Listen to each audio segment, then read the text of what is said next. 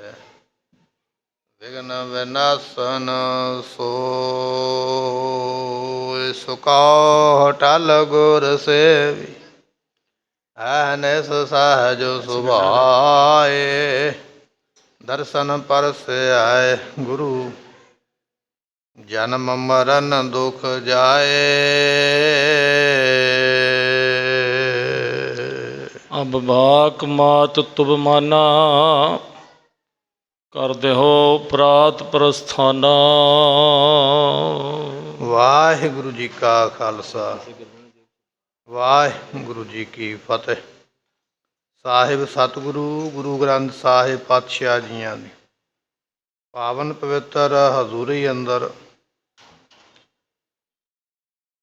ਸਜ ਰਹੀ ਗੁਰੂ ਕੀ ਸੰਗਤ ਆਪ ਸੰਗਤ ਨੇ ਸਤਿਗੁਰਾਂ ਦੀ ਗੁਰਬਾਣੀ ਦੇ ਰਸ ਭਿੰਨੇ ਕੀਰਤਨ ਸ਼ਬਦ ਸਰਵਣ ਕੀਤੇ। ਸਾਹਿਬ ਸਤਿਗੁਰੂ ਗੁਰੂ ਗੋਬਿੰਦ ਸਿੰਘ ਮਹਾਰਾਜ ਜੀਆਂ ਦੇ ਜੀਵਨ ਦੀ ਕਥਾ ਆਪਾਂ ਇਸ ਵੇਲੇ ਸਰਵਣ ਕਰਦੇ। ਪਿਛਲੇ ਦੀਵਾਨਾਂ ਵਿੱਚ ਬਚਨ ਸਰਵਣ ਕੀਤੇ ਕਿ ਸਤਿਗੁਰੂ ਪਾਤਸ਼ਾਹ ਮਹਾਰਾਜ ਸਾਹਿਬ ਜੀਆਂ ਨੂੰ ਨਾਹਣ ਦੇ ਰਾਜੇ ਨੇ ਵਾਰ-ਵਾਰ ਸੱਦਾ ਭੇਜਿਆ, ਸਤਿਗੁਰੂ ਮੇਰੇ ਦੇਸ਼ ਵਿੱਚ ਆ ਕੇ ਚਰਨ ਪਾਓ। ਹੁਣ ਮਸੰਦ ਵੀ ਇਹ ਗੱਲ ਚਾਹੁੰਦੇ ਨੇ ਵੀ ਮਹਾਰਾਜ ਅਨੰਦਪੁਰ ਸਾਹਿਬ ਤੋਂ ਉਸ ਦਿਸ਼ਾ ਦੇ ਵੱਲ ਜਾਣਾ ਕਰਨ। ਮਾਤਾ ਗੁਜਰੀ ਜੀ, ਨੰਦ ਚੰਦ ਮਸੰਦ, ਭਾਈ ਸੰਗੋ ਸ਼ਾਹ, ਹੋਰ ਜਿੰਨੀਆਂ ਵੀ ਸੰਗਤਾਂ ਸਿੱਖ ਨੇ, ਸਾਰਿਆਂ ਨੇ ਆਖਿਆ ਮਹਾਰਾਜ ਆਪਾਂ ਨੂੰ ਅਨੰਦਪੁਰ ਸਾਹਿਬ ਤੋਂ ਚੱਲ ਕੇ ਰਾਜੇ ਕੋਲ ਜਾਣਾ ਚਾਹੀਦਾ। ਇਹ ਬਚਨ ਇਤਿਹਾਸ ਆਪਾਂ ਪਿੱਛੇ ਸਰਵਣ ਕਰਿਆ ਹੈ। ਮਹਾਰਾਜ ਕੀ ਕੌਤਕ ਵਰਤਾਉਂਦੇ ਅੱਜ ਆਪਾਂ ਸਰਵਣ ਕਰਾਂਗੇ। ਮਿਲ ਕੇ ਆਖੀਏ ਸਤਨਾਮ ਸ੍ਰੀ ਵਾਹਿਗੁਰੂ ਸਾਹਿਬ ਜੀ। ਅਬ ਬਾਕ ਮਾਤ ਤੁਮ ਮਾਨਾ। ਸਤਿਗੁਰੂ ਪਾਤਸ਼ਾਹ ਕਹਿ ਰਹੇ, ਕਹਿੰਦੇ ਵੀ ਅਸੀਂ ਆਏ ਹਾਂ ਸੰਸਾਰ ਵਿੱਚ ਜੰਗ ਯੁੱਧ ਕਰਨ ਵਾਸਤੇ। ਸਾਡਾ ਤੇ ਜਨਮ ਹੀ ਇਸੇ ਵਾਸਤੇ ਹੋਇਆ। ਮਾਤਾ ਜੀ ਅਸੀਂ ਦੁਨੀਆ ਤੇ ਆਏ ਹਾਂ ਜੰਗ ਕਰਨ ਵਾਸਤੇ, ਦੁਸ਼ਟਾਂ ਦਾ ਨਾਸ਼ ਕਰਨ ਵਾਸਤੇ, ਸੰਤਾਂ ਦਾ ਪ੍ਰਕਾਸ਼ ਕਰਨ ਵਾਸਤੇ। ਪਰ ਦੂਜੀ ਗੱਲ ਇਹ ਆ ਵੀ ਬਚਨ ਤੁਹਾਡਾ ਵੀ ਨਹੀਂ ਮੋੜਿਆ ਜਾਂਦਾ। ਤੁਸੀਂ ਸਾਨੂੰ ਜਨਮ ਦੇਣ ਵਾਲੇ ਹੋ, ਸਾਡੇ ਮਾਤਾ ਜੀ। ਬਚਨ ਤੁਹਾਡਾ ਵੀ ਮੰਨਣਾ ਪੈਣਾ, ਬਚਨ ਅਕਾਲ ਪੁਰਖ ਦਾ ਵੀ ਮੰਨਣਾ ਜਿਨ੍ਹਾਂ ਨੇ ਸਾਨੂੰ ਦੁਨੀਆ ਤੇ ਭੇਜਿਆ। ਚਲੋ ਪਹਿਲਾਂ ਤੁਹਾਡਾ ਬਚਨ ਮੰਨਦੇ ਹਾਂ। ਜੇ ਤੁਸੀਂ ਆਖਦੇ ਹੋ ਤੇ ਠੀਕ ਹੈ, ਫਿਰ ਆਪਾਂ ਚੱਲਦੇ ਹਾਂ, ਤੁਹਾਡਾ ਬਚਨ ਮੰਨ ਲੈਂਦੇ ਹਾਂ। ਕਰਦੇ ਹੋ ਪ੍ਰਾਤ ਪ੍ਰਸਥਾਨਾ। ਤੇ ਸਤਿਗੁਰਾਂ ਨੇ ਫਰਮਾਨ ਕੀਤਾ ਵੀ ਸਵੇਰੇ ਕੱਲ੍ਹ ਨੂੰ, ਅੱਜ ਬਚਨ ਬਲਾਸ ਹੁੰਦੇ ਪਏ, ਜੇ ਤੁਸੀਂ ਜਾਣਾ ਚਾਹੁੰਦੇ ਹੋ ਨਾ ਵੀ ਜ਼ਰੂਰੀ ਨਾਹਣ ਜਾਣਾ ਚਾਹੀਦਾ, ਸਵੇਰੇ ਫਿਰ ਤਿਆਰੀਆਂ ਕਰੋ ਚੰਗੇ ਤਰੀਕੇ ਦੇ ਨਾਲ। ਕੱਲ੍ਹ ਨੂੰ ਸਵੇਰ ਹੁੰਦਿਆਂ ਹੀ ਚੱਲ ਪਵਾਂਗੇ, ਆਗਿਆ ਮਿਲੀ ਹੈ। ਔਰ ਫੇਰ ਨਾ ਮੋਹੇ ਹਟਾਵੋ। ਪਰ ਮਾਤਾ ਜੀ ਬੇਨਤੀ ਇੱਕ ਇਹ ਹੈ, ਤੁਹਾਡਾ ਬਚਨ ਅਸੀਂ ਮੰਨ ਲਿਆ। ਤੁਹਾਡਾ ਬਚਨ ਮੰਨ ਕੇ ਅਸੀਂ ਅਨੰਦਪੁਰ ਸਾਹਿਬ ਤੋਂ ਚੱਲੇ ਹਾਂ ਨਾਹਣ ਨੂੰ। ਪਰ ਬਚਨ ਬੇਨਤੀ ਇਹ ਹੈ ਵੀ ਮੁੜ ਕੇ ਨਾ ਸਾਨੂੰ ਹਟਾਇਓ ਵੀ ਮਹਾਰਾਜ ਹੁਣ ਆ ਜੰਗ ਨਾ ਕਰੋ। ਇਹ ਤੁਹਾਡਾ ਬਚਨ ਅਸੀਂ ਮੰਨ ਲਿਆ, ਇਹ ਨਹੀਂ ਅਸੀਂ ਮੋੜਾਂਗੇ। ਪਰ ਦੂਜੀ ਗੱਲ ਇਹ ਹੈ ਵੀ ਜੇ ਅਸੀਂ ਨਾਹਣ ਚਲੇ ਗਏ, ਤੁਸੀਂ ਉੱਥੇ ਜਾ ਕੇ ਵੀ ਕਹੋਗੇ ਵੀ ਜੰਗ ਨਾ ਕਰੋ, ਜਾਂ ਅਨੰਦਪੁਰ ਸਾਹਿਬ ਆ ਕੇ ਕਹੋਗੇ ਵੀ ਜੰਗ ਨਾ ਕਰੋ। ਬਾਅਦ ਵਿੱਚ ਸਾਨੂੰ ਨਾ ਆਖਿਓ, ਬਾਅਦ ਵਿੱਚ ਅਸੀਂ ਇਹ ਕਾਰਜ ਕਰਨੇ ਹਨ। ਨਿਜ ਔਰ ਤੇ ਤਰਾਸ ਮਿਟਾਵੋ। ਆਪਣੇ ਵੱਲੋਂ ਡਰ ਖਤਮ ਕਰ ਦਿਓ। ਤੁਸੀਂ ਡਰ ਦੇ ਵਿੱਚ ਆ ਕੇ ਗੱਲਾਂ ਕਹਿੰਦੇ ਹੋ ਵੀ ਮਹਾਰਾਜ ਜੰਗ ਨਾ ਕਰੀਏ, ਪਹਾੜੀ ਰਾਜੇ ਇਹ ਕਰ ਦੇਣਗੇ। ਡਰ ਖਤਮ ਕਰ ਦਿਓ, ਕਿਸੇ ਕੋਲੋਂ ਡਰਨ ਦੀ ਲੋੜ ਨਹੀਂ ਹੈ। ਸੁਣ ਸਤਿਗੁਰ ਤੇ ਅਸਬਾਨੀ। ਜਦੋਂ ਸਤਿਗੁਰਾਂ ਨੇ ਆਖਿਆ ਨਾ ਵੀ ਚਲੋ ਨਾਹਣ ਚੱਲੀਏ, ਇਹ ਬਚਨ ਸੁਣ ਕੇ ਜਿੰਨੀਆਂ ਸੰਗਤਾਂ ਸਿੱਖ ਬੈਠੇ ਹੋਏ ਹਨ, ਸਭ ਧਨ ਹੈ ਧਨ ਬਖਾਨੀ। ਸਾਰੇ ਕਹਿਣ ਲੱਗੇ ਮਹਾਰਾਜ ਆਪ ਜੀ ਧੰਨ ਹੋ, ਧੰਨ ਹੋ, ਆਪ ਜੀ ਪਾਤਸ਼ਾਹ ਧੰਨ ਹੋ। ਪ੍ਰਭ ਕਰਨ ਕਰਾਵਨ ਹਾਰੇ। ਸਤਿਗੁਰੂ ਆਪ ਸਾਰੇ ਕਾਰਜਾਂ ਨੂੰ ਕਰਨ ਵਿੱਚ ਅਤੇ ਕਰਾਉਣ ਵਿੱਚ ਸਮਰੱਥਾ ਰੱਖਦੇ ਹੋ। ਕਈ ਕੰਮ ਉਹ ਹੁੰਦੇ ਜਿਹੜੇ ਅਸੀਂ ਖੁਦ ਤੇ ਕਰ ਸਕਦੇ ਹਾਂ, ਸਾਡੇ ਕੋਲ ਪਾਵਰ ਹੈ, ਤਾਕਤ ਹੈ, ਤਜਰਬਾ ਹੈ, ਪਰ ਅਸੀਂ ਦੂਜੇ ਕੋਲੋਂ ਕਰਵਾ ਨਹੀਂ ਸਕਦੇ। ਪਰ ਪਰਮਾਤਮਾ ਇਹੋ ਜਿਹਾ ਹੈ, ਉਹ ਖੁਦ ਵੀ ਸਭ ਕੁਝ ਕਰ ਸਕਦਾ ਹੈ, ਤੇ ਜੇ ਕਰਾਉਣਾ ਚਾਹਵੇ ਤੇ ਕਰਵਾ ਵੀ ਸਕਦਾ। ਇੰਨੀ ਸਮਰੱਥਾ ਹੈ। ਬੇਨਤੀਆਂ ਕਰਦੀਆਂ ਸੰਗਤਾਂ, ਮਹਾਰਾਜ ਤੁਸੀਂ ਕਰ ਵੀ ਸਕਦੇ ਹੋ ਤੇ ਕਰਵਾ ਵੀ ਸਕਦੇ ਹੋ, ਐਸੇ ਆਪ ਜੀ ਸਮਰੱਥ ਹੋ। ਤੁਮਰੋ ਕਹਿਓ ਨਿਵਾਰੇ। ਤੇ ਮਹਾਰਾਜ ਕਹਿ ਲੈ ਸਤਿਗੁਰੂ ਪਾਤਸ਼ਾਹ ਜੀ ਤੁਹਾਡਾ ਬਚਨ ਮੋੜਿਆ ਨਹੀਂ ਜਾ ਸਕਦਾ, ਤੁਸੀਂ ਸਭ ਕੁਝ ਕਰ ਸਕਦੇ ਇੱਕ ਹੋ। ਬਾਕ ਕਹੇ ਜਗ ਹੋਵੇ। ਕਹਿਣ ਲੱਗੇ ਮਹਾਰਾਜ ਜਿਹੜਾ ਬਚਨ ਆਪ ਜੀ ਕਹਿੰਦੇ ਹੋ ਨਾ, ਉਹ ਬਚਨ ਸੰਸਾਰ ਵਿੱਚ ਆਪ ਜੀ ਦਾ ਮੰਨਿਆ ਜਾਂਦਾ ਹੈ। ਤਿਨ ਸਕਲ ਬਿਨਾਸੀ ਜੋਵੈ। ਤੇ ਸਤਿਗੁਰੂ ਪਾਤਸ਼ਾਹ ਆਪ ਚਾਹੋ ਇੱਕ ਬਚਨ ਦੇ ਨਾਲ ਦੁਨੀਆ ਰਚ ਸਕਦੇ ਹੋ, ਬਣਾ ਸਕਦੇ ਹੋ, ਤੇ ਚਾਹੋ ਤੇ ਬਚਨ ਦੇ ਨਾਲ ਦੁਨੀਆ ਸਮੇਟ ਸਕਦੇ ਹੋ। ਐਸੀ ਆਪ ਵਿੱਚ ਸਮਰੱਥਾ ਹੈ। ਜੇ ਮੂਰਖ ਜਾਣੈ ਨਾਹੀ। ਪਰ ਕੁਝ ਦੁਨੀਆ ਤੇ ਮੂਰਖ ਬੰਦੇ ਵੀ ਹੁੰਦੇ ਨਾ, ਉਹ ਆਪ ਜੀ ਦੀ ਮਹਿਮਾ ਨੂੰ, ਪ੍ਰਤਾਪ ਨੂੰ ਜਾਣਦੇ ਨਹੀਂ। ਜਿਹੜੇ ਤੇ ਗਿਆਨੀ ਨੇ, ਸੂਝਵਾਨ ਨੇ, ਉਹ ਤੁਹਾਡੀ ਮਹਿਮਾ ਨੂੰ ਜਾਣਦੇ ਨੇ। ਪਰ ਜਿਹੜੇ ਮੂਰਖ ਵੀ ਹੋਇਆ ਕਰਦੇ ਦੁਨੀਆ ਤੇ, ਅਸੰਖ ਮੂਰਖ ਅੰਧ ਘੋਰ, ਸੰਖ ਚੋਰ ਹਰਾਮ ਖੋਰ। ਹੁਣ ਪਾਤਸ਼ਾਹ ਨੇ ਉਹ ਵੀ ਕੰਮ ਤੇ ਕਰਨੇ ਨੇ ਨਾ, ਮੂਰਖਾਂ ਨੇ ਵੀ ਤੇ ਦੁਨੀਆ ਤੇ ਆਉਣਾ ਨਾ। ਪਰ ਜਿਹੜੇ ਮੂਰਖ ਨੇ ਆਪ ਜੀ ਦੀ ਮਹਿਮਾ ਨੂੰ ਜਾਣਦੇ ਨਹੀਂ ਹਨ। ਸੇ ਪਰਹਿ ਨਰਕ ਕੇ ਮਾਹੀ। ਪਰ ਜਿਹੜੇ ਗੁਰੂ ਪਰਮੇਸ਼ਰ ਨੂੰ ਨਹੀਂ ਜਾਣਦੇ, ਉਹ ਸਿੱਧੇ ਨਰਕਾਂ ਵਿੱਚ ਜਾਣਗੇ। ਨਰਕਾਂ ਦੀ ਪ੍ਰਾਪਤੀ ਐਸੀ ਦੁਸ਼ਟਮਤੀ ਵਾਲੇ ਲੋਕਾਂ ਨੂੰ ਹੁੰਦੀ ਹੈ। ਇਨ ਭਇਓ ਅੰਤ ਸੰਵਾਦਾ। ਇਸ ਤਰ੍ਹਾਂ ਕਹਿੰਦੇ ਭਾਈ ਬਚਨ ਬਿਲਾਸ ਜਿਹੜੇ ਹੋ ਰਹੇ ਸਨ ਮਹਾਰਾਜ ਦੇ ਕੋਲ, ਵੀ ਨਾ ਹਨ ਚੱਲੀਏ ਕਿ ਨਾ ਚੱਲੀਏ। ਇਹ ਬਚਨ ਬਿਲਾਸ ਸਾਰੇ ਹੋਏ ਤੇ ਬਚਨ ਬਿਲਾਸਾਂ ਦਾ ਕਹਿਣ ਲੱਗੇ ਵੀ ਅੰਤ ਹੋ ਗਿਆ, ਮੁੱਕ ਗਿਆ, ਵੀ ਚਲੋ ਬਸ ਕਰੋ, ਹੁਣ ਆਪਾਂ ਇਸ ਮੁੱਦੇ ਤੇ ਗੱਲ ਨਹੀਂ ਕਰਾਂਗੇ। ਸਭ ਤਰਹ ਹਿਰਦੈ ਅਹਿਲਾਦਾ। ਤੇ ਸਾਰੇ ਮਨ ਵਿੱਚ ਬੜੇ ਖੁਸ਼ ਨੇ, ਪ੍ਰਸੰਨ ਨੇ, ਵੀ ਚਲੋ ਸਤਿਗੁਰੂ ਮੰਨ ਗਏ ਜਾਣ ਵਾਸਤੇ, ਸਾਰੇ ਖੁਸ਼ ਹਨ। ਉਹਨੂੰ ਸਤਿਗੁਰ ਹੁਕਮ ਬਖਾਨਾ। ਸਤਿਗੁਰੂ ਪਾਤਸ਼ਾਹ ਫਿਰ ਹੁਕਮ ਕਰਨ ਲੱਗੇ, ਇਸ ਤਰ੍ਹਾਂ ਆਖਦੇ ਹਨ। ਸੁਨ ਆਨੰਦ ਚੰਦ ਪ੍ਰਸਥਾਨਾ। ਮਹਾਰਾਜ ਕਹਿਣ ਲੱਗੇ ਆਨੰਦ ਚੰਦ, ਕੱਲ ਨੂੰ ਆਪਾਂ ਆਨੰਦਪੁਰ ਸਾਹਿਬ ਤੋਂ ਚੱਲਣਾ ਹੈ ਨਾਹਨ ਜਾਣ ਵਾਸਤੇ। ਅੱਜ ਹਿਮਾਚਲ ਦੇ ਵਿੱਚ ਉਹ ਇਲਾਕਾ ਹੈ, ਗੁਰੂ ਗੋਬਿੰਦ ਸਿੰਘ ਮਹਾਰਾਜ ਦੀ ਉੱਥੇ ਯਾਦਗਾਰ ਗੁਰਦੁਆਰਾ ਸਾਹਿਬ ਵੀ ਬਣਿਆ ਹੋਇਆ। ਬੜੀ ਉੱਚੀ ਪਹਾੜੀ ਤੇ ਰਮਣੀਕ ਜਗ੍ਹਾ ਹੈ। ਸਤਿਗੁਰੂ ਉਸ ਜਗ੍ਹਾ ਤੇ ਜਾਣ ਵਾਸਤੇ ਆਖਦੇ ਪਏ, ਆਪਣੇ ਦੀਵਾਨ ਨੂੰ ਕਹਿਣ ਲੱਗੇ ਤਿਆਰੀ ਕਰੋ ਛੇਤੀ ਦੇ ਨਾਲ। ਕਹਿ ਦੇਹੋ ਕਰੈ ਸਭ ਤਿਆਰੀ। ਸਾਰਿਆਂ ਨੂੰ ਕਹਿ ਦਿਓ, ਸੂਰਮਿਆਂ ਨੂੰ ਵੀ ਤਿਆਰੀ ਕਰੋ ਭਾਈ, ਚੱਲਣ ਦਾ ਸਮਾਨ ਇਕੱਠਾ ਕਰੋ। ਸ਼ਮਿਆਨੇ ਤੰਬੂ ਭਾਰੀ। ਤੇ ਸ਼ਮਿਆਨੇ ਤੰਬੂ, ਜਿੱਥੇ ਸੂਰਮਿਆਂ ਨੇ ਰਾਤ ਪੈ ਜਾਵੇ, ਰਾਤ ਰਹਿਣਾ ਕਿੱਥੇ ਹੈ, ਸਾਰਾ ਪ੍ਰਬੰਧ ਕਰਕੇ ਚੱਲਣਾ ਕਰੋ ਜੀ। ਗਨ ਸਕਟਰ ਉਸਟਰ ਲੈ ਕੇ। ਤੇ ਗੱਡਿਆਂ ਦੇ ਉੱਪਰ ਸਮਾਨ ਲੱਦ ਲਓ, ਤੇ ਕੁਝ ਊਠ ਜਿਹੜੇ ਨੇ ਸਮਾਨ ਜਿਨ੍ਹਾਂ ਤੇ ਲੱਦਿਆ ਜਾਣਾ, ਕੁਝ ਊਠ ਤਿਆਰ ਕੀਤੇ ਜਾਣ ਤੇ ਕੁਝ ਗੱਡੇ ਤਿਆਰ ਕੀਤੇ ਜਾਣ, ਉਹਨਾਂ ਦੇ ਉੱਪਰ ਸਮਾਨ ਲੱਦਣਾ ਕਰੋ। ਇਹ ਲਾਦ ਚੱਲੇ ਅਗਵੈ ਕੇ। ਇਹਨਾਂ ਸਾਰਿਆਂ ਨੂੰ ਅੱਗੇ ਉਹਨਾਂ ਸਮਿਆਂ ਦੇ ਵਿੱਚ ਨਾ ਇੱਕ ਥਾਂ ਤੋਂ ਦੂਜੇ ਥਾਂ ਤੇ ਜਾਣਾ ਬੜਾ ਔਖਾ ਹੋਇਆ ਕਰ। ਅੱਜ ਆਪਾਂ ਕਹਿ ਤੇ ਦਿੰਦੇ ਨਾ ਪੁਰਾਣਾ ਜ਼ਮਾਨਾ ਬੜਾ ਚੰਗਾ ਹੁੰਦਾ ਸੀ, ਬੜਾ ਚੰਗਾ ਹੁੰਦਾ, ਲੋਕ ਫੋਟੋਆਂ ਪਾ ਪਾ ਕੇ ਵਿਖਾਉਂਦੇ। ਪੁਰਾਣਾ ਜ਼ਮਾਨਾ ਬੜਾ ਚੰਗਾ ਜ਼ਮਾਨਾ ਤੇ ਚੰਗਾ ਸੀ, ਮੁਸ਼ਕਲਾਂ ਵੀ ਡਾਢੀਆਂ ਸਨ ਉਸ ਵੇਲੇ। ਅੱਜ ਤੇ ਆਪਾਂ ਗੱਡੀ ਮੋਟਰ ਤੇ ਬੈਠਦੇ, ਏਸੀ ਚੱਲਦਾ, ਸਮਾਨ ਲੱਦਿਆ ਜਾਂਦਾ, ਕਈ ਕਿਲੋਮੀਟਰ ਜਿੱਥੇ ਮਰਜ਼ੀ ਜਾ ਆਈਏ, ਘੁੰਮ ਆਈਏ। ਉਦੋਂ ਮੁਸੀਬਤ ਹੈ, ਗੱਡੇ ਤੇ ਚੜ੍ਹ ਕੇ ਗੱਡਾ ਹੁਣ ਕਿਹੜਾ ਭੱਜੇਗਾ, ਹੌਲੀ ਹੌਲੀ ਤੁਰੇਗਾ। ਕਈ ਦਿਨ ਜਾਂਦੇ ਲੱਗ ਜਾਂਦੇ ਜਾਂਦਿਆਂ, ਕਈ ਦਿਨ ਲੱਗ ਜਾਂਦੇ ਆਉਂਦਿਆਂ। ਤੇ ਅੱਜ ਤੇ ਥਾਵਾਂ ਥਾਵਾਂ ਤੇ ਬਣਿਆ ਹੋਇਆ ਨਾ ਠਹਿਰਨ ਦਾ ਪ੍ਰੋਗਰਾਮ, ਕਿਤੇ ਮਰਜ਼ੀ ਕਮਰਾ ਲੈ ਕੇ ਰਾਤ ਨੂੰ ਸ਼ਹਿਰ ਵਿੱਚ ਰਹਿ ਪਈ। ਉਦੋਂ ਇਸ ਤਰ੍ਹਾਂ ਦਾ ਕੋਈ ਪ੍ਰਬੰਧ ਨਹੀਂ, ਕੱਚੇ ਰਾਹ। ਸਮਾਂ ਤੇ ਉਹ ਵੀ ਬੜਾ ਕਠਿਨ ਹੈ। ਸੁੱਖ ਤੇ ਰੱਬ ਨੇ ਹੁਣ ਪੂਰੇ ਦਿੱਤੇ ਹੋਏ ਨੇ, ਕਿਸੇ ਤਰ੍ਹਾਂ ਦੇ ਐਸ਼ੋ ਆਰਾਮ ਦੀ ਕਮੀ ਕੋਈ ਨਹੀਂ ਹੈ। ਕਮੀ ਹੈ ਤੇ ਬਸ ਇੱਕ ਚੰਗੇ ਜੀਵਨ ਦੀ ਹੈ, ਬਾਕੀ ਤੇ ਸਭ ਕੁਝ ਇਸ ਵੇਲੇ ਪ੍ਰਾਪਤ ਹੈ। ਉਹਨਾਂ ਸਮਿਆਂ ਵਿੱਚ ਸਫ਼ਰ ਕਰਨਾ, ਯਾਤਰਾ ਕਰਨੀ, ਇੱਕ ਜਗ੍ਹਾ ਤੋਂ ਦੂਜੀ ਜਗ੍ਹਾ ਜਾਣਾ, ਗੁਰਮੁਖੋ ਬੜਾ ਔਖਾ ਹੋਇਆ ਕਰਦਾ। ਸਤਿਗੁਰੂ ਜਾਣ ਵਾਸਤੇ ਕਹਿਣ ਲੱਗੇ ਗੱਡਿਆਂ ਤੇ ਸਮਾਨ ਲੱਦ ਲਓ, ਊਠਾਂ ਤੇ ਸਮਾਨ ਲੱਦੋ, ਜਿੱਥੇ ਰਾਤ ਨੂੰ ਜਾ ਕੇ ਰਹਿਣਾ। ਤੰਬੂ ਵਗੈਰਾ ਨਾਲ ਲੈ ਕੇ ਚੱਲੋ, ਜਿੱਥੇ ਰਾਤ ਨੂੰ ਲੰਗਰ ਪ੍ਰਸ਼ਾਦੇ ਬਣਨੇ, ਸਭ ਕੁਝ ਨਾਲ ਲੈ ਕੇ ਜਾਣਾ ਪੈਣਾ। ਬੜਾ ਵੱਡਾ ਪ੍ਰਬੰਧ ਕਰਨਾ ਪੈਣਾ ਹੈ। ਸੁਧ ਸਭ ਮੈਂ ਦੇਹੋ ਸੁਣਾਈ। ਤੇ ਸਾਰਿਆਂ ਦੇ ਵਿੱਚ ਜਿਹੜੇ ਲਾਂਗਰੀ ਨੇ, ਬਾਵਰਚੀ ਨੇ, ਪ੍ਰਸ਼ਾਦਾ ਬਣਾਉਣ ਵਾਲੇ ਨੇ, ਵਰਤਾਉਣ ਵਾਲੇ, ਲੰਗਰ ਦਾ ਪ੍ਰਬੰਧ ਕਰਨ ਵਾਲੇ, ਸਾਰਿਆਂ ਨੂੰ ਖਬਰਾਂ ਭੇਜ ਦਿਓ ਵੀ ਆਪੋ ਆਪਣਾ ਸਾਜੋ ਸਮਾਨ ਲੱਦ ਕੇ ਲੈ ਚੱਲੋ। ਇਹ ਨਹੀਂ ਹੈ ਵੀ ਉੱਥੇ ਰਾਹ ਵਿੱਚ ਜਾ ਕੇ ਕੋਈ ਆਖੇ ਮੈਨੂੰ ਤੇ ਪਤਾ ਹੀ ਨਹੀਂ ਸੀ ਮੇਰੀ ਫਲਾਣੀ ਚੀਜ਼ ਉੱਥੇ ਰਹਿ ਗਈ ਹੈ।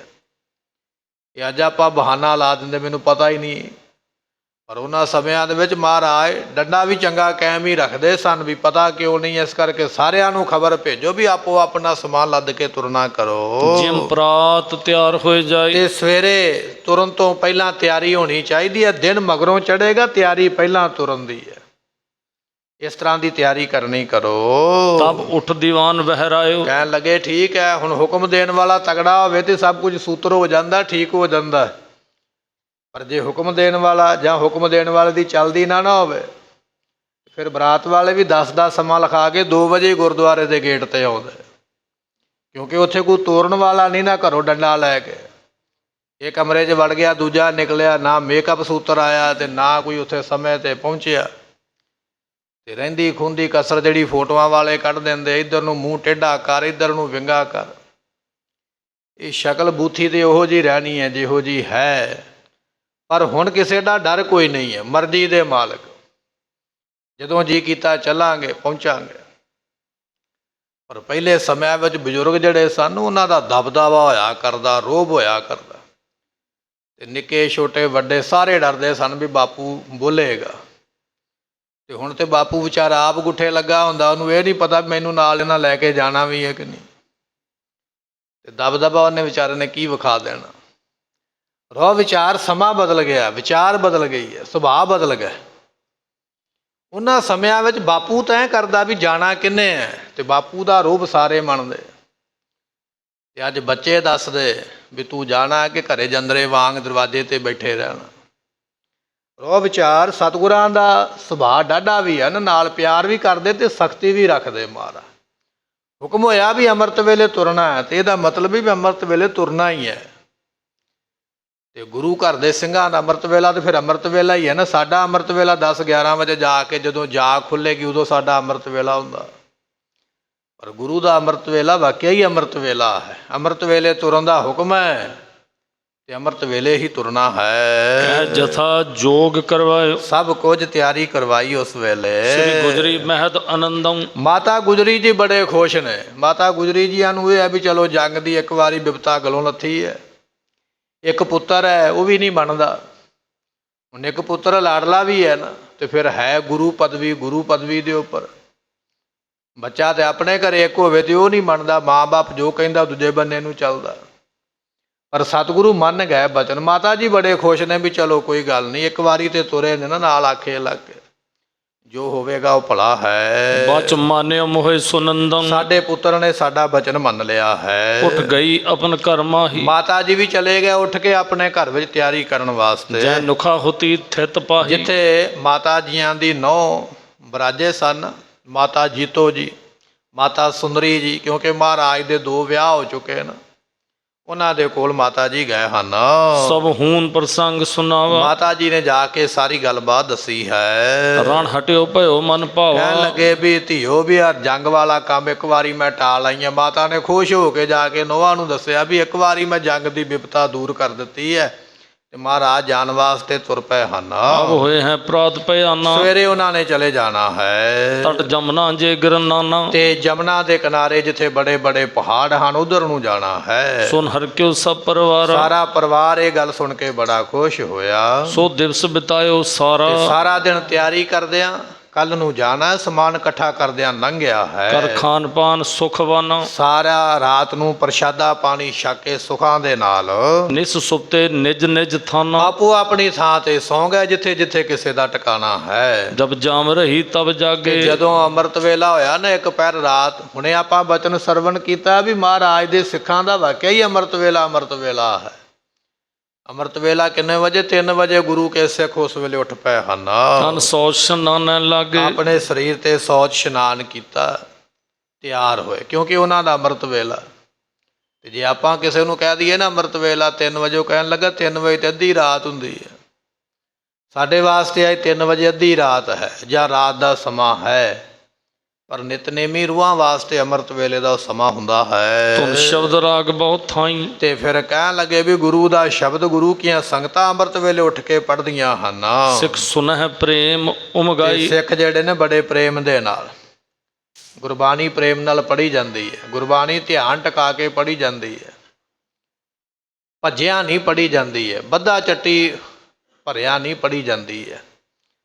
ਮਨ ਨੂੰ ਟਿਕਾ ਕੇ ਸ਼ਾਂਤੀ ਦੇ ਨਾਲ ਰਸ ਲੈ ਕੇ ਸਵਾਦ ਲੈ ਕੇ ਉਸ ਗੁਰਬਾਣੀ ਨੂੰ ਸਿੱਖ ਗਾਉਂਦੇ ਹਨ। ਗੁਰ ਧਿਆਨ ਠਾਨ ਕਰ ਤੇ ਵੈਸੇ। ਕੁਝ ਸਿੱਖ ਉਹ ਨੇ ਜਿਹੜੇ ਨੇਤਰ ਬੰਦ ਕਰਕੇ ਚੌਂਕੜਾ ਲਾ ਕੇ ਧੰਨ ਗੁਰੂ ਗੋਬਿੰਦ ਸਿੰਘ ਮਹਾਰਾਜ ਜੀਆਂ ਦਾ ਸਰੂਪ ਹਿਰਦੇ ਵਿੱਚ ਵਸਾ ਕੇ ਬੈਠੇ ਹਨ। ਲਖ ਬ੍ਰਹਮ ਰੂਪ ਹੈ ਤੇ ਜੈਸੇ। ਕਹਿਣ ਲੱਗੇ ਵੀ ਬ੍ਰਹਮ ਦਾ ਰੂਪ ਅਕਾਲ ਪੁਰਖ ਨਿਰੰਕਾਰ ਜਿਹੜਾ ਹੈ ਉਹਦੇ ਸਰੂਪ ਦਾ ਧਿਆਨ ਕਰਦੇ ਹਨ। ਦਿਨ ਉਦੇ ਪ੍ਰਕਾਸ਼ ਇਹਨੇ ਬਿਸਾਨਾ। ਚਿਰ ਨੂੰ ਭਾਈ ਚੱਲਣ ਦਾ ਸਮਾਂ ਤੇ ਦਿਨ ਚੜ ਗਿਆ ਹੈ। ਤਨ ਪਹਿਰ ਵਸਤਰ ਤਿਸ ਕਲ। ਸਾਰਿਆਂ ਨੇ ਆਪੋ ਆਪਣੇ ਜਿਹੜੇ ਵਸਤਰ ਨੇ ਕੱਪੜੇ ਨੇ ਗਲ ਵਿੱਚ ਪਹਿਨੇ ਹਨ। ਢਿਗਵਰਤੀ ਸਭ ਚਲਿਆ। ਜਿਹੜੇ ਨੇੜੇ ਨੇੜੇ ਰਹਿਣ ਵਾਲੇ ਮਹਾਰਾਜ ਦੇ ਕੋਲ ਰਹਿਣ ਵਾਲੇ ਚੱਲ ਕੇ ਆ ਗਏ ਹਨ। ਕਹਿ ਤਿਆਰੀ ਦੀਨ ਕਰਾਏ। ਸਾਰਿਆਂ ਨੇ ਤਿਆਰੀ ਕੀਤੀ ਵੀ ਅੱਜ ਮਹਾਰਾਜ ਸਾਹਿਬ ਜੀ ਪਹਾੜਾਂ ਨੂੰ ਚੱਲੇ ਸੈਰ ਕਰਨ ਵਾਸਤੇ। ਰਣਜੀਤ ਨਗਾਰਾ ਬਾਜੂ। ਹੁਣ ਚੱਲਣ ਵਾਸਤੇ ਰਣਜੀਤ ਨਗਾਰਾ ਮਹਾਰਾਜ ਨੇ ਨਗਾਰਾ ਬਣਾਇਆ, ਨਾਮ ਰੱਖਿਆ ਰਣਜੀਤ। ਕਹਿਣ ਲੱਗੇ ਉਹ ਨਗਾਰਾ ਵਜਾਇਆ ਗਿਆ ਹੈ ਜਿਸ ਧੁਨ ਤੇ ਸੁਨ ਘਨ ਲਾਜੋ। ਤੇ ਕਹਿਣ ਲੱਗੇ ਨਗਾਰੇ ਦੀ ਆਵਾਜ਼ ਐਸੀ ਆ ਵੀ ਸੁਣ ਕੇ ਬੱਦਲ ਵੀ ਜਿਹੜੇ ਸ਼ਰਮਾ ਜਾਂਦੇ ਹਨ। ਪਤ ਨਹਣ ਦੂਤ ਜੋ ਆਇਓ। ਸੋ ਕਹਿਣ ਲੱਗੇ ਵੀ ਜਿਹੜਾ ਨਾਹਣ ਤੋਂ ਦੂਤ ਆਇਆ ਸੀ ਨਾ ਵਜ਼ੀਰ ਮਹਾਰਾਜ ਨੂੰ ਸੱਦਾ ਦੇਣ ਵਾਸਤੇ, ਤੇ ਸਤਿਗੁਰਾਂ ਨੇ ਉਸ ਨੂੰ ਆਪਣੇ ਕੋਲ ਬੁਲਾ ਕੇ ਸੋ ਸਤਿਗੁਰ ਨਿਕਟ ਬੁਲਾਇਓ। ਤੇ ਸਤਿਗੁਰਾਂ ਨੇ ਆਪਣੇ ਕੋਲ ਬੁਲਾਇਆ ਹੈ। ਬਹੁ ਮੋਲਾ ਦੇ ਸਿਰ ਪਾਓ। ਗੁਰੂ ਘਰ ਦੇ ਵੱਲੋਂ ਬਹੁਤ ਮਹਿੰਗਾ ਸਿਰੋਂ ਪਾਓ ਜਿਹੜਾ ਨਾ ਉਸ ਦੂਤ ਨੂੰ ਬਖਸ਼ਿਸ਼ ਹੋਇਆ। ਕਰ ਦੀਨਸ ਬਿਦਾ ਅਗਾਉ। ਤੇ ਸਤਿਗੁਰਾਂ ਨੇ ਪਹਿਲਾਂ ਹੀ ਤੋਰਿਆ, ਕਿਉਂਕਿ ਇਹ ਜਿਹੜਾ ਦੂਤ ਹੈ ਨਾ ਸੁਨੇਹਾ ਲੈ ਕੇ ਆਇਆ ਵੀ ਮਹਾਰਾਜ ਸਾਡਾ ਰਾਜਾ ਤੁਹਾਡੇ ਦਰਸ਼ਨ ਕਰਨੇ ਚਾਹੁੰਦਾ। ਤੇ ਸਤਿਗੁਰੂ ਨੇ ਪਹਿਲਾਂ ਹੀ ਆਪ ਤੁਰਨਾ ਤੇ ਨਾਲ ਮਹਾਰਾਜ ਦੇ ਸਮਾਨ ਵੀ ਜਾਣਾ, ਪਰਿਵਾਰ ਵੀ ਜਾਣਾ, ਫੌਜਾਂ ਵੀ ਜਾਣੀਆਂ। ਇਸ ਕਰਕੇ ਉਸ ਵਜ਼ੀਰ ਨੂੰ ਮਹਾਰਾਜ ਨੇ ਪਹਿਲਾਂ ਹੀ ਤੋਰ ਦਿੱਤਾ ਹੈ। ਹਮ ਆਏ ਦੇਹੋ ਸੁਧ ਜਾਈ। ਸਤਿਗੁਰੂ ਕਹਿਣ ਲੱਗੇ ਜਾ ਆਪਣੇ ਰਾਜੇ ਨੂੰ ਜਾ ਕੇ ਕਹਿ ਦੇ ਵੀ ਅਸੀਂ ਆਉਂਦੇ ਪਏ ਹਾਂ ਉਹਨੂੰ ਮਿਲਣ ਵਾਸਤੇ, ਸਾਡੇ ਪਹੁੰਚਣ ਤੋਂ ਪਹਿਲਾਂ ਸਾਡੀ ਖਬਰ ਉਹਨੂੰ ਦੇਣਾ ਕਰ।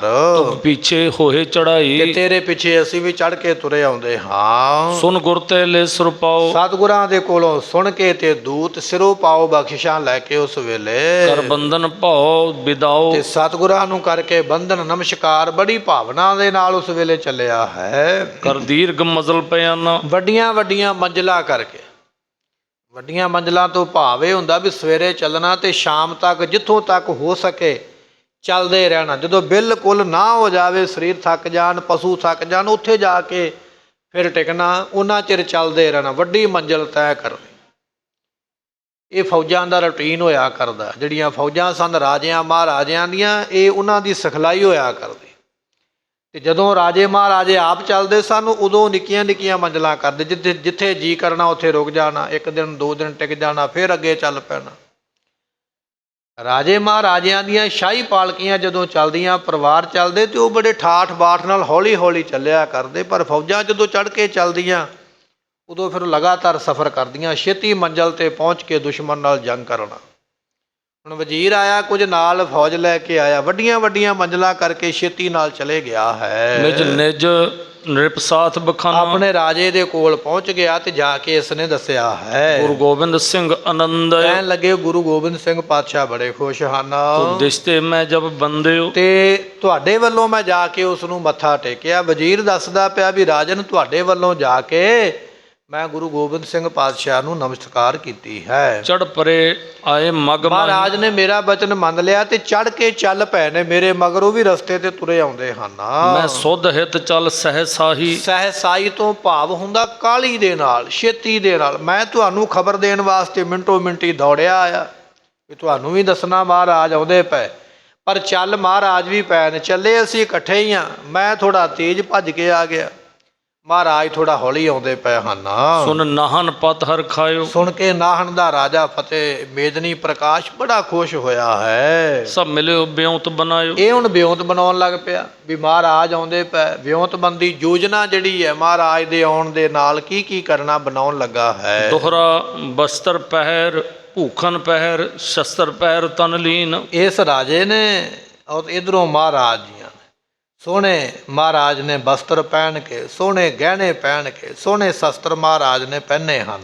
ਸ਼੍ਰੀ ਗੁਰੂ ਗੋਬਿੰਦ ਸਿੰਘ ਜੀ ਤਿਆਰੀ ਕੀਨ ਪਰਵੀਨ। ਅੰਤਰਜਾਮੀ ਮਹਾਰਾਜ ਸਾਹਿਬ ਜੀ ਤਿਆਰੀ ਕਰਕੇ ਸੋਹਣੇ ਬਸਤਰ ਸਜਾ ਕੇ ਅਨੰਦਪੁਰ ਸਾਹਿਬ ਤੋਂ ਚੱਲਣ ਲੱਗੇ। ਸਵਈਆ ਛੰਦ ਦੁੰਦਵਦੀ ਬਜਿਓ ਰਣਜੀਤ। ਉਠੇ ਬਡਨਾਦ ਪਹਾਰਨ ਕੇਰੇ। ਸਤਿਗੁਰੂ ਪਾਤਸ਼ਾਹ ਜੀਆਂ ਦਾ ਵੱਡਾ ਨਗਾਰਾ ਵੱਜਿਆ। ਨਗਾਰੇ ਦੀ ਆਵਾਜ਼ ਦੇ ਨਾਲ ਮੰਨ ਲਓ ਪਹਾੜ ਗੂੰਜ ਪਏ ਹੋਣ।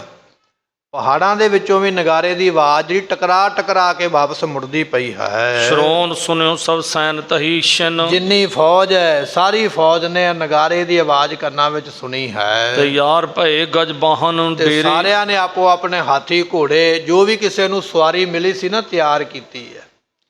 ਤੇ ਜਿਹੜੀ ਸਵਾਰੀ ਹੋਇਆ ਕਰਦੀ ਸੀ ਉਹ ਜਿਹੜਾ ਸਵਾਰ ਹੈ ਨਾ ਉਹਨੂੰ ਦਿੱਤੀ ਜਾਂਦੀ ਵੀ ਇਹਦੀ ਜ਼ਿੰਮੇਵਾਰੀ ਤੇਰੀ ਹੈ, ਤੂੰ ਹੀ ਇਹਨੂੰ ਘਾਹ ਪੱਠਾ ਪਾਉਣਾ, ਤੂੰ ਹੀ ਇਹਦਾ ਦਵਾਈ ਬੂਟੀ ਕਰਨੀ ਹੈ, ਨਾਲ ਉਹਨੂੰ ਉਹਦੇ ਪੈਸੇ ਦਿੱਤੇ ਜਾਂਦੇ ਸਨ ਵੀ ਇਹ ਤਨਖਾਹ ਤੇਰੀ ਹੈ ਤੇ ਔਰ ਇਹ ਤੇਰੇ ਜਾਨਵਰ ਦੀ ਹੈ। ਜੇ ਮੰਨ ਲਓ ਕੋਈ ਘੋੜੇ ਦਾ ਘੋੜ ਸਵਾਰ ਸਿਪਾਹੀ ਹੈ ਤੇ ਉਹਨੂੰ ਘੋੜੇ ਦੀ ਉਹ ਜਿਹੜੀ ਹੈ ਸਾਰੀ ਨਿਗਰਾਨੀ ਦਿੱਤੀ ਜਾਂਦੀ, ਜੇ ਕੋਈ ਹਾਥੀ ਦੀ ਕਰਦਾ ਉਹਨੂੰ ਹਾਥੀ ਦੀ ਦਿੱਤੀ ਜਾਂਦੀ ਵੀ ਆਪੋ ਆਪਣੀਆਂ ਸਵਾਰੀਆਂ ਨੂੰ ਤੁਸੀਂ ਤਿਆਰ ਕਰਕੇ ਤੇ ਸ਼ਿੰਗਾਰ ਕੇ ਰੱਖਣਾ।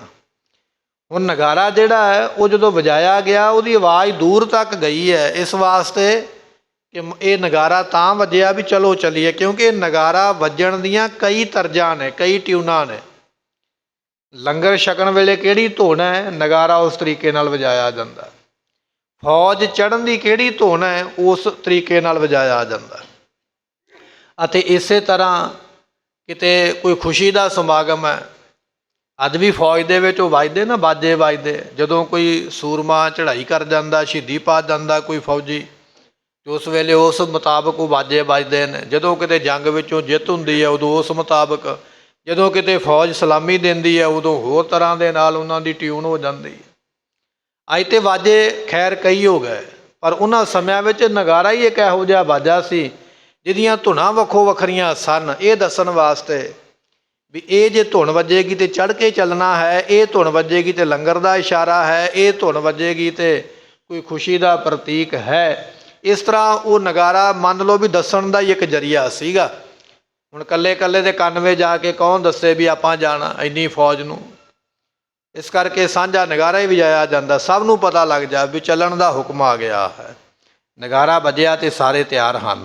ਜੀਨ ਸਜਾਵਨ ਕੀਨ ਤਮੈ ਅਸ, ਆਪੋ ਆਪਣੇ ਘੋੜਿਆਂ ਦੇ ਉੱਪਰ ਕਹਿਣ ਲੱਗੇ ਕਾਠੀਆਂ ਜਿਹੜੀਆਂ ਨੇ ਖਿੱਚ ਕੇ ਬੰਨ੍ਹ ਦਿੱਤੀਆਂ ਹਨ। ਕੀਨਨ ਪੈ ਜ਼ਰੀ ਦੋਜ਼ ਵਡੇਰੇ, ਕਹਿਣ ਲੱਗੇ ਵੀ ਇਸੇ ਤਰ੍ਹਾਂ ਇਹਨਾਂ ਸੂਰਮਿਆਂ ਨੇ ਨਾ ਉਸ ਵੇਲੇ ਜਰੀ ਦੇ ਕੰਮ ਜਿਹੜੀਆਂ ਕਾਠੀਆਂ ਪਾਈਆਂ ਨਾ, ਕਾਠੀ ਦੇ ਥੱਲੇ ਬੜੇ ਸੋਹਣੇ ਜਿਹੜੇ ਨੇ ਉਹ ਬਾਗ ਜਾਂ ਇਸ ਤਰ੍ਹਾਂ ਕਹਿ ਲਈਏ ਫੁਲਕਾਰੀਆਂ ਕੱਢੀਆਂ ਹੋਈਆਂ, ਬੜੀ ਸੋਹਣੀ ਜਿਨ੍ਹਾਂ ਦੇ ਕੱਢਤ ਕੱਢੀ ਹੋਈ ਹੈ, ਇਹੋ ਜਿਹੇ ਕੱਪੜੇ ਪਾ ਕੇ ਉਹਦੇ ਉੱਪਰ ਕਾਠੀਆਂ ਪਾ ਕੇ ਘੋੜੇ ਤਿਆਰ ਕੀਤੇ ਹਨ। ਔਦ ਅੰਬਾਰਨ ਝਾਲਰ ਝੂਲਤ, ਇਸੇ ਤਰ੍ਹਾਂ ਹਾਥੀਆਂ ਦੇ ਉੱਪਰ ਸੋਹਣੀਆਂ ਅੰਬਾਰੀਆਂ ਸੋਹਣੇ ਝੂਲੇ ਝੂਲਦੇ ਪਏ ਹਨ।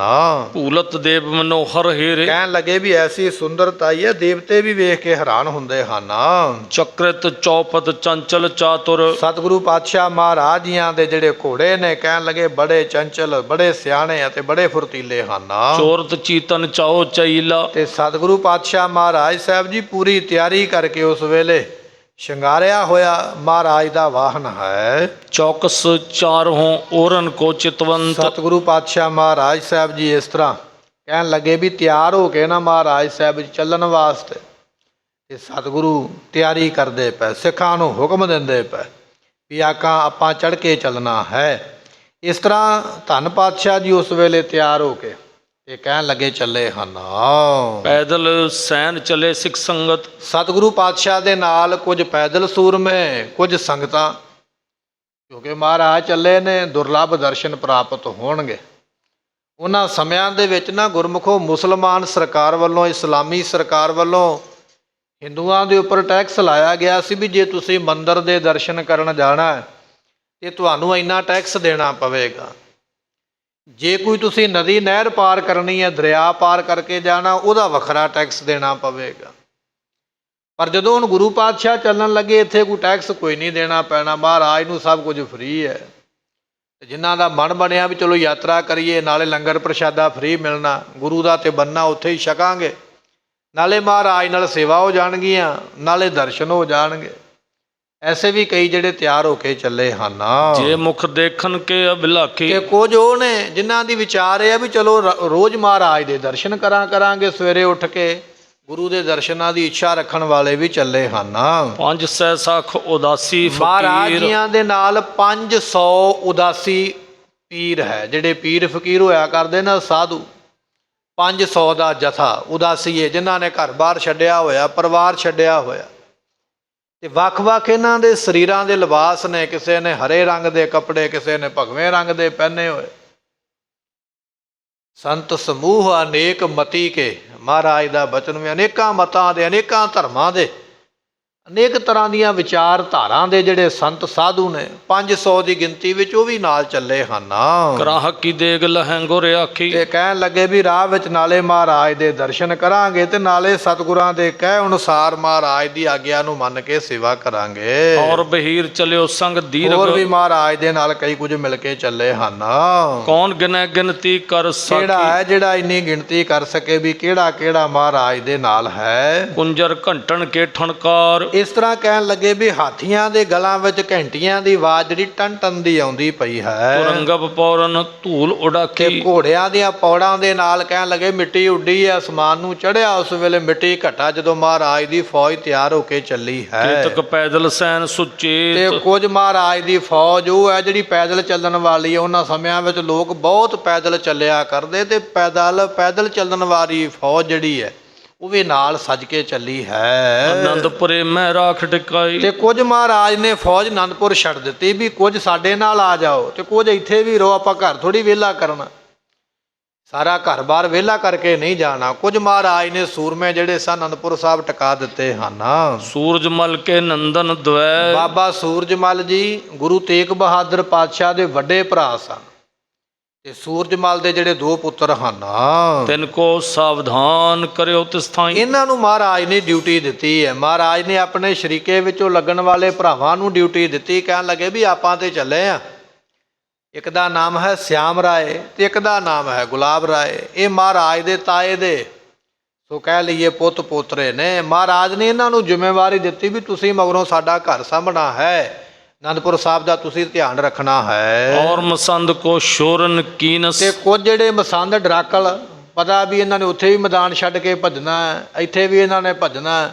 ਕੁਝ ਮਸੰਦ ਵੀ ਇੱਥੇ ਹੀ ਛੱਡੇ ਵੀ ਤੁਸੀਂ ਆਨੰਦਪੁਰ ਸਾਹਿਬ ਦੇ ਵਿੱਚ ਹੀ ਰਹਿਣਾ ਕਰੋ। ਲੈ ਸੁਧ ਜੋ ਸਭ ਕੀ ਪਿਛਵਾਈ, ਤੇ ਸਾਰਿਆਂ ਨੂੰ ਡਿਊਟੀਆਂ ਲਾ ਦਿੱਤੀਆਂ ਵੀ ਸੰਗਤ ਆਵੇਗੀ, ਸੰਗਤ ਨੂੰ ਕਿਵੇਂ ਬਿਠਾਉਣਾ ਹੈ, ਸੰਗਤ ਨੂੰ ਲੰਗਰ ਪ੍ਰਸ਼ਾਦੇ ਦਾ ਪ੍ਰਬੰਧ, ਇਹ ਸਾਰੇ ਮਹਾਰਾਜ ਨੇ ਕਹਿ ਕੇ ਕਰਵਾ ਦਿੱਤੇ ਹਨ। ਦੂਰ ਲਾਓ ਸੰਗ ਗਏ ਸਗਰੇ ਪੁਨ, ਤੇ ਕੁਝ ਸੰਗਤਾਂ ਮਹਾਰਾਜ ਦੇ ਨਾਲ ਚੱਲ ਪਈਆਂ। ਪਾਤਸ਼ਾਹ ਤੁਹਾਨੂੰ ਕੁਝ ਰਸਤਾ ਅਸੀਂ ਛੱਡ ਕੇ ਆਉਂਦੇ ਹਾਂ। ਧੀਰਜ ਭਾਖ ਕੈ ਦੀਨ ਹਟਾਈ, ਸਾਰਿਆਂ ਨੇ ਆਪੋ ਆਪਣੀ ਧੀਰਜ ਜਿਹੜੀ ਹੈ ਕਹਿ ਕੇ ਤੇ ਮਹਾਰਾਜ ਨੂੰ ਨਮਸਕਾਰਾਂ ਕੀਤੀਆਂ। ਸਤਿਗੁਰੂ ਨੇ ਫਿਰ ਸਾਰਿਆਂ ਨੂੰ ਧੀਰਜ ਦੇ ਕੇ ਪਿੱਛੇ ਮੋੜਿਆ ਹੈ। ਆਏ ਗਏ ਪੁਰ ਕੀਰਤ ਮੈਂ, ਇਸ ਤਰ੍ਹਾਂ ਸਤਿਗੁਰੂ ਚੱਲ ਕੇ ਆਨੰਦਪੁਰ ਸਾਹਿਬ ਤੋਂ ਅੱਗੇ ਆ ਜਾਂਦਾ ਜੀ ਕੀਰਤਪੁਰ ਸ਼ਹਿਰ।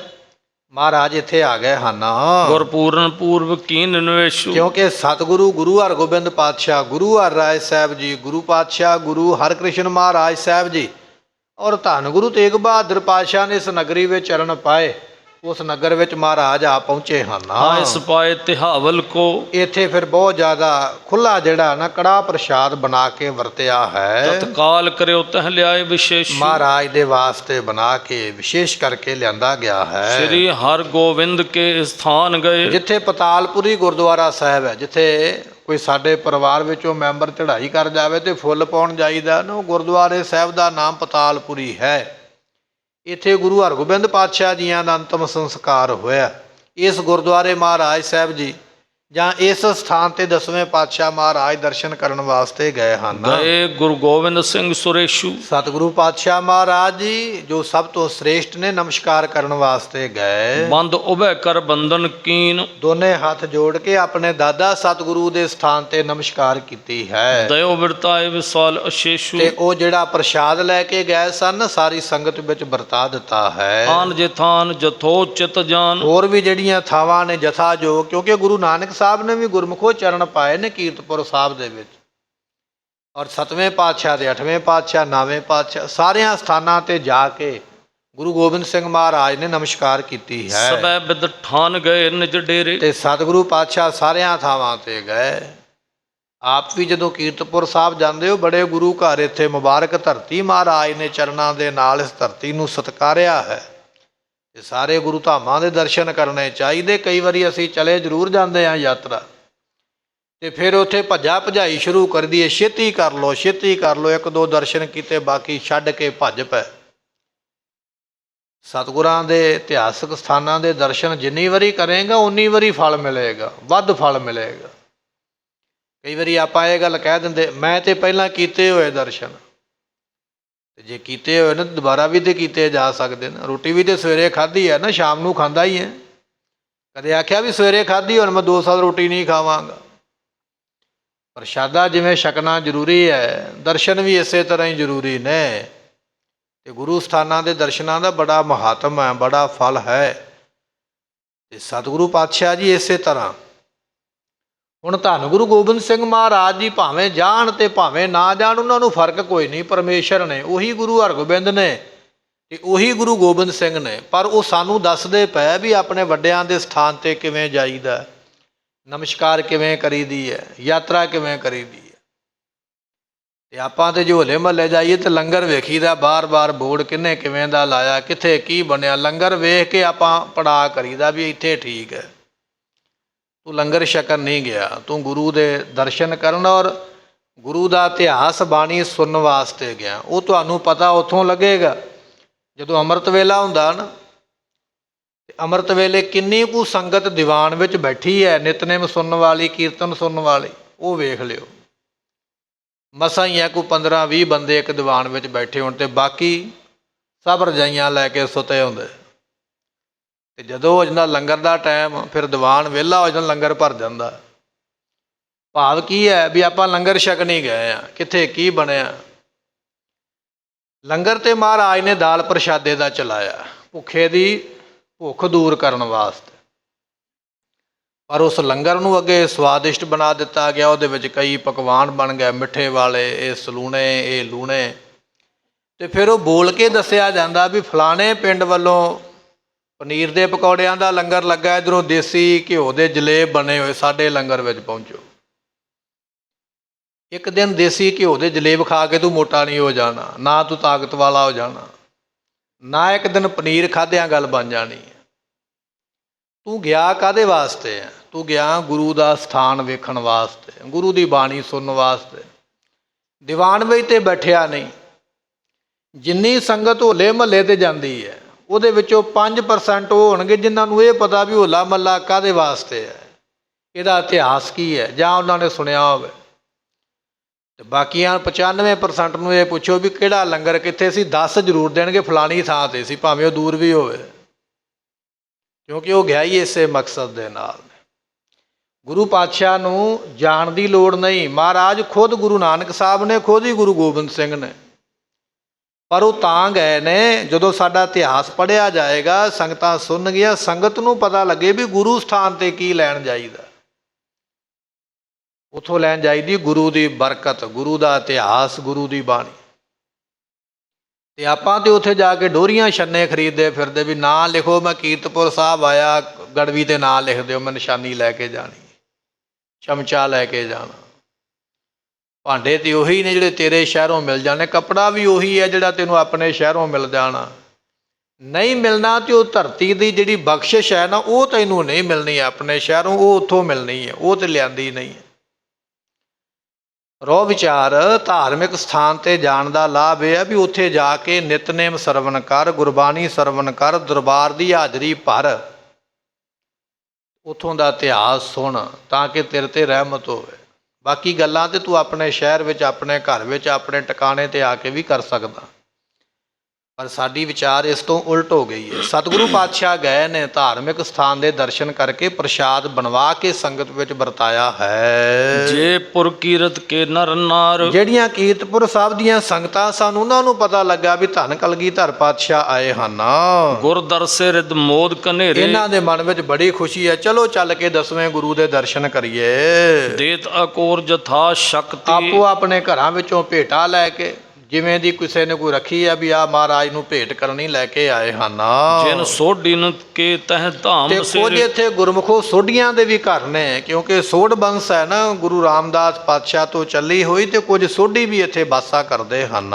ਮੈਂ ਖਾਨ ਰੂਪਾਨ ਕਰੇ ਹੋਏ, ਸਾਰਿਆਂ ਨੇ ਰਾਤ ਨੂੰ ਫਿਰ ਇੱਥੇ ਪ੍ਰਸ਼ਾਦਾ ਪਾਣੀ ਛਕ ਕੇ ਤੇ ਰਾਤ ਦਾ ਪੜਾ ਕੀਤਾ ਹੈ। ਨੀਂਦ ਬਸੀ ਪੁਨ ਜਾਗ ਸਵੇਰੇ, ਤੇ ਕਹਿਣ ਲੱਗੇ ਰਾਤ ਫਿਰ ਸੌਂ ਕੇ ਬਤੀਤ ਕੀਤੀ, ਤੇ ਅਗਲਾ ਦਿਨ ਅੰਮ੍ਰਿਤ ਵੇਲੇ ਫਿਰ ਉੱਠੇ ਹਨ। ਸੋਚ ਇਸ਼ਨਾਨ ਕੁਠਾਨ ਭਲੇ ਚੰਗੇ ਤਰੀਕੇ ਦੇ ਨਾਲ ਸੌਚ ਕਿਰਿਆ ਕਰਕੇ ਇਸ਼ਨਾਨ ਕਰਕੇ ਫਿਰ ਆਯੁਧ ਧਾਰ ਭਏ ਅਸਵਰ ਸਾਰੇ ਸੂਰਮੇ ਸ਼ਸਤਰ ਬਸਤਰ ਸਜਾ ਕੇ ਚੰਗੀ ਤਰ੍ਹਾਂ ਤਿਆਰ ਹੋ ਕੇ ਚੱਲੇ ਹਨ। ਬਰਿੰਦ ਤੁਰੰਗ ਮਤੰਗ ਸਜੇ ਸਤਿਗੁਰੂ ਪਾਤਸ਼ਾਹ ਦੇ ਨਾਲ ਬਹੁਤੇ ਸੋਹਣੇ ਘੋੜੇ ਸਜ ਕੇ ਤੁਰੇ ਜਾ ਰਹੇ ਨੇ, ਕੁਝ ਹਾਥੀ ਵੀ ਨਾਲ ਤਿਆਰ ਹਨ। ਬਾਜ ਉਠਿਓ ਰਣਜੀਤ ਨਗਾਰਾ ਕਹਿਣ ਲੱਗੇ ਵੀ ਰਣਜੀਤ ਨਗਾਰਾ ਵੱਜਦਾ ਪਿਆ, ਮਹਾਰਾਜ ਚੱਲਦੇ ਪਏ ਹਨ।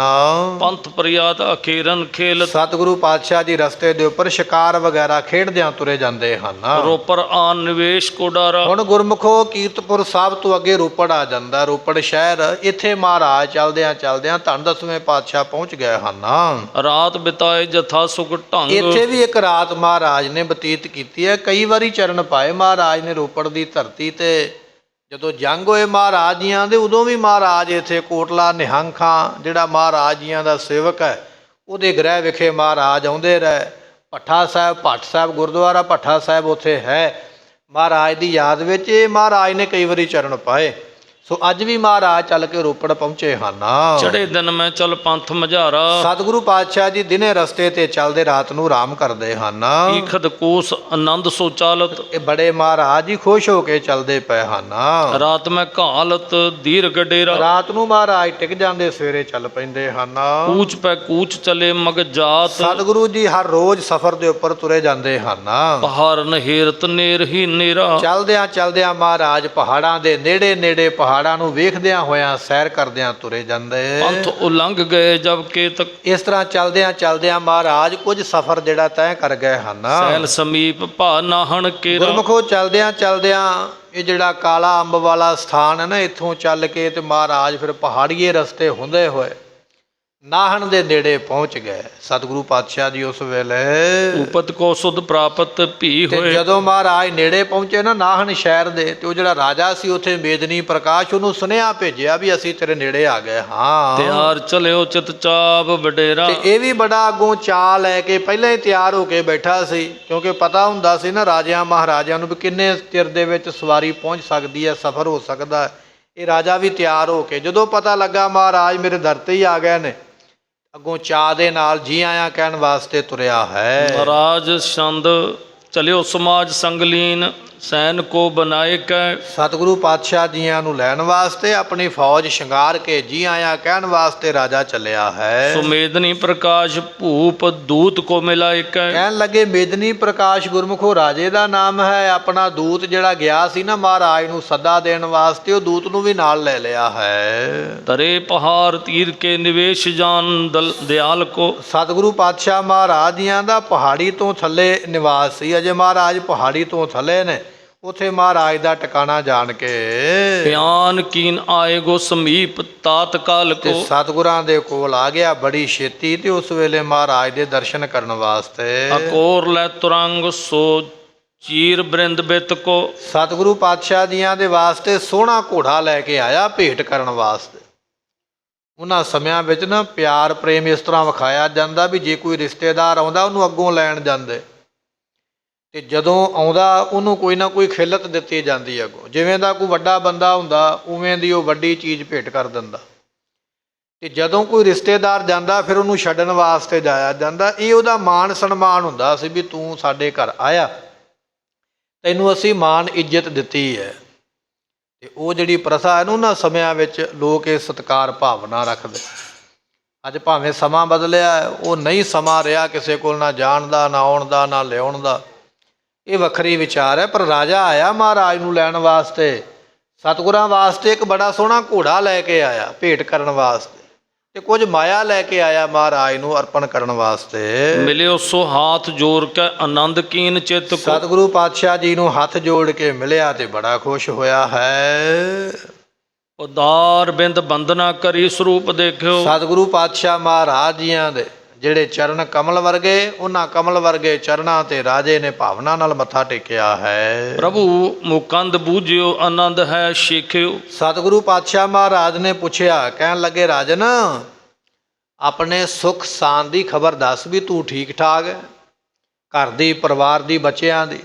ਮਹਾਰਾਜ ਨੇ ਪੁੱਛਿਆ ਹੈ। ਖੁਸ਼ੀ ਗੁਰੂ ਸੁਰਾਵਰੀ ਪ੍ਰਮੋਦ ਮੋਹਿ ਦੀਨਿਓ। ਉਸ ਵੇਲੇ ਰਾਜੇ ਨੇ ਹੱਥ ਜੋੜ ਕੇ ਆਖਿਆ, ਮਹਾਰਾਜ ਤੁਹਾਡੇ ਦਰਸ਼ਨਾਂ ਵਿੱਚ ਹੀ ਸਾਰੀਆਂ ਖੁਸ਼ੀਆਂ ਨੇ, ਤੁਹਾਡੇ ਦਰਸ਼ਨਾਂ ਵਿੱਚ ਹੀ ਚੜ੍ਹਦੀ ਕਲਾ ਪ੍ਰਾਪਤ ਹੋਈ ਹੈ। ਬਸੀ ਰਹੋ ਸਨੇਹ ਕੇ ਅਸ਼ੇਹ ਇਹ ਕੀਨਿਓ। ਸਤਿਗੁਰੂ ਪਾਤਸ਼ਾਹ ਜੀ ਆਪ ਤੇ ਪ੍ਰੇਮ ਦੇ ਵਸੀਕਾਰ, ਉਹਦੇ ਬੜਾ ਚੰਗਾ ਕੀਤਾ ਜੋ ਮੈਨੂੰ ਦਰਸ਼ਨ ਦਿੱਤੇ ਨੇ। ਦਇਓ ਦੀਦਾਰ ਆਨ ਕੈ ਨਿਹਾਲ ਕੈ ਸੰਭਾਲਿਓ। ਸਤਿਗੁਰੂ ਪਾਤਸ਼ਾਹ ਜੀ ਦਰਸ਼ਨ ਦੇ ਕੇ ਮੈਨੂੰ ਨਿਹਾਲ ਕਰ ਦਿੱਤਾ ਆਪ ਜੀ ਨੇ। ਮਨੋਰਥਾਨ ਪੂਰਿਓ ਚਰਨ ਦੇਸ਼ ਘਾਲਿਓ।